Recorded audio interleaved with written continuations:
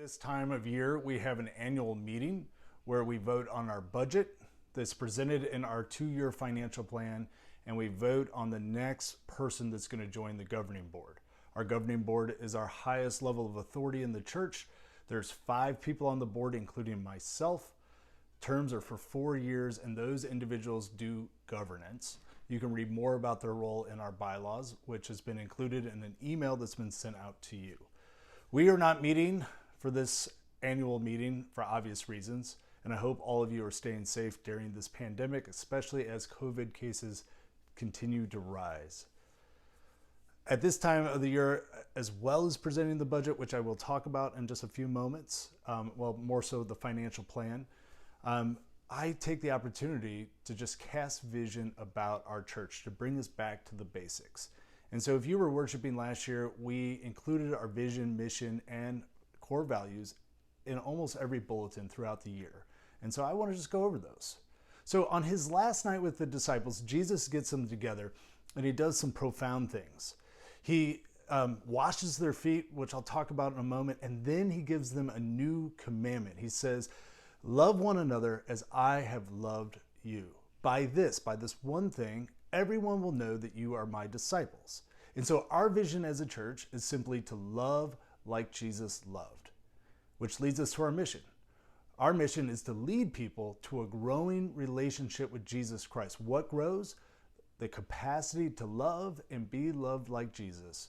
Because it's my experience, and I know the experience of many of you, that learning to love like Jesus has made life better and made us better at life. And this is the gift that we want to give to our children, to our neighbors, to our community, and to one another. And so that's our mission. That's why we exist, to grow disciples of Jesus Christ, people who can love like Jesus.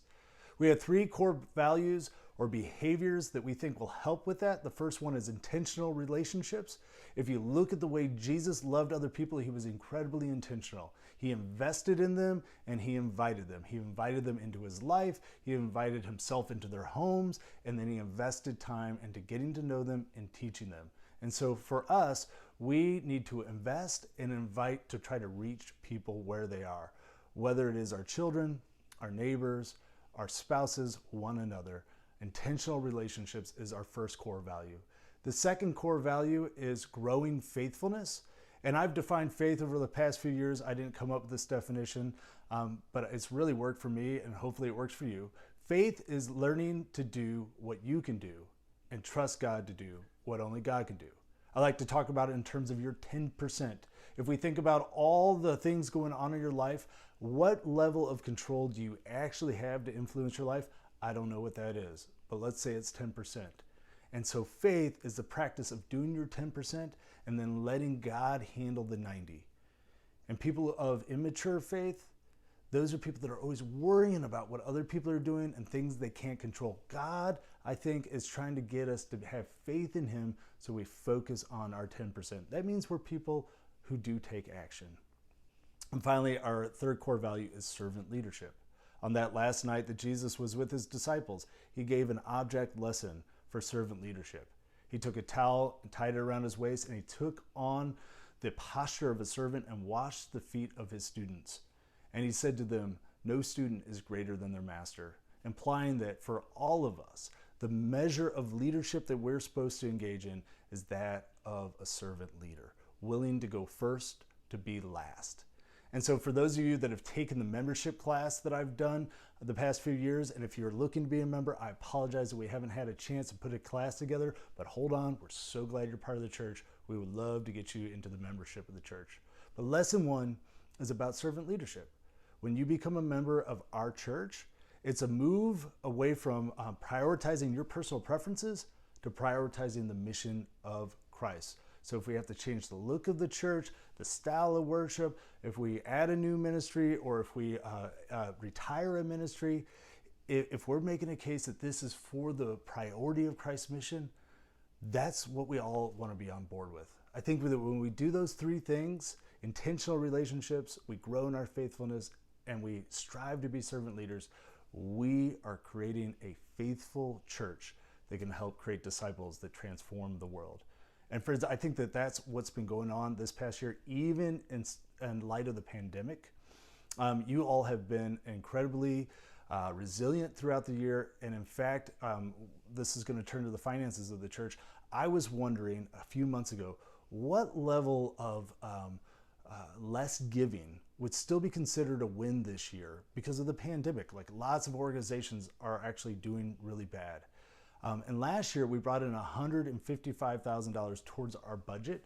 And so I was wondering, was 140 still a win? What is acceptable?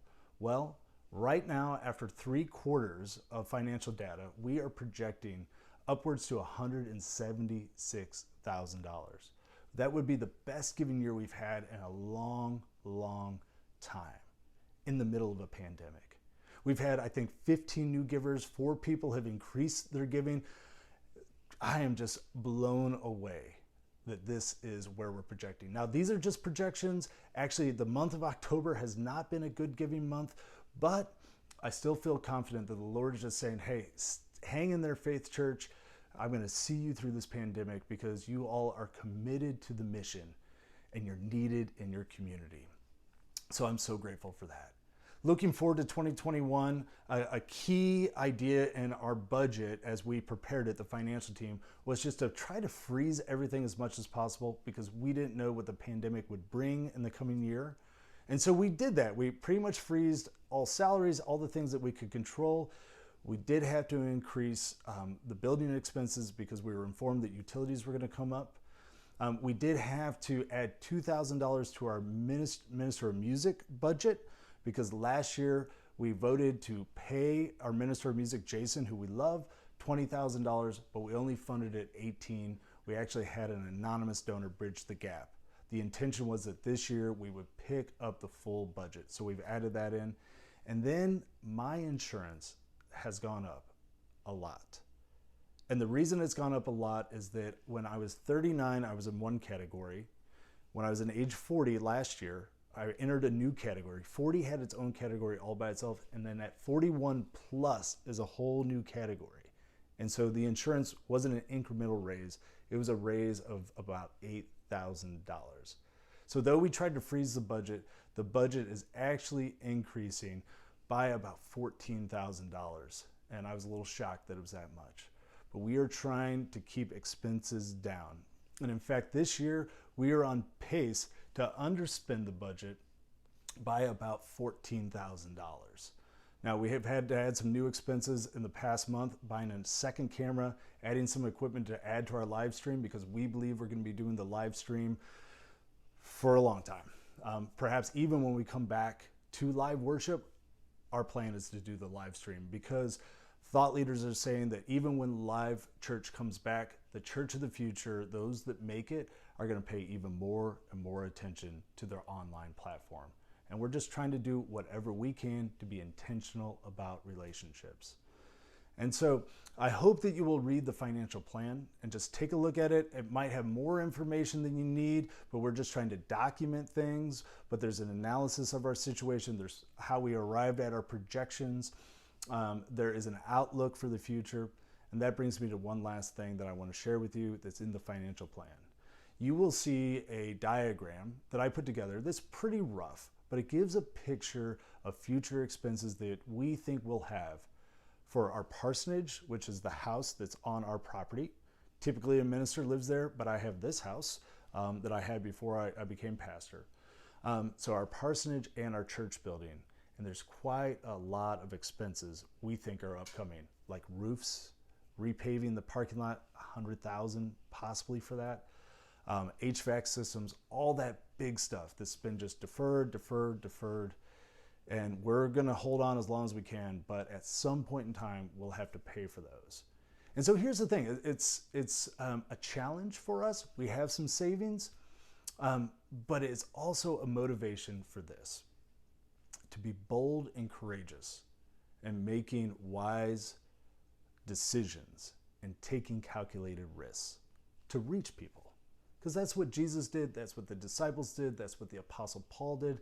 When the church has been faithful, it has always been willing to take risk to be able to fulfill the mission. I think that we're in that place even in the midst of a pandemic. And again, thank you, church, for continuing to participate in the ways that you can, for staying connected in the ways that you can, for contributing to the church in the ways that you can. I think that we're going to have a good 2021. Someday the pandemic is going to come to an end. We're going to be able to get back together, but we're holding on and we're being intentional in relationships where we can. We're trying to grow in our faithfulness, do what we can do so that we can become servant leaders like Jesus. Thank you for watching. I hope that you will vote if you are a member. Even if you're not a member, we would love to receive your comments about what we're trying to do. We are so grateful. We love you, church.